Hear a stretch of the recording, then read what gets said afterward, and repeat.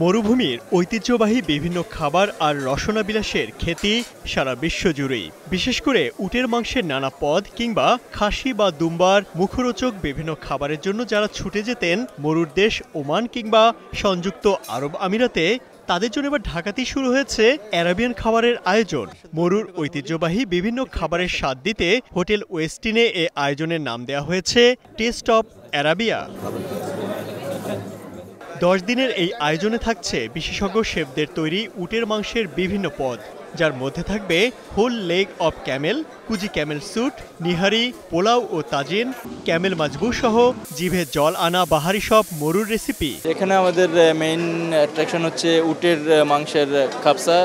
কাপসা basically হচ্ছে rice, হচ্ছে উটের মাংস মিক্স করে, এটা মেইন আকর্ষণ।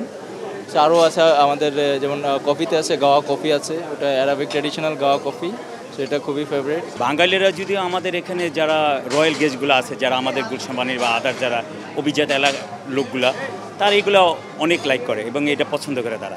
অতিথিরা এখানে উপভোগ করতে পারবেন আরবীয় সৌন্দর্যে সাজানো পরিবেশ, লাইভ কুকিং স্টেশন সহ নানা আয়োজন। বুধবার গুলশানের হোটেল ওয়েস্টিনে টেস্ট অব অ্যারাবিয়া নামের এই খাদ্য উৎসবের উদ্বোধন করেন ওমান ও সংযুক্ত আরব আমিরাত দূতাবাসের উচ্চ পদস্থ কর্মকর্তারা।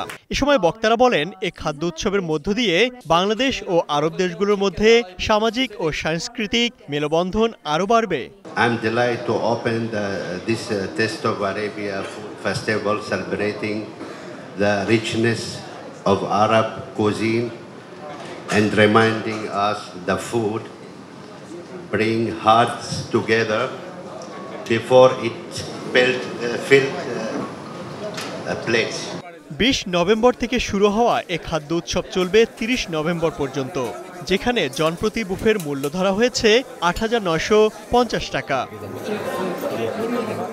Imtiaz Ahmed, star news, Dhaka.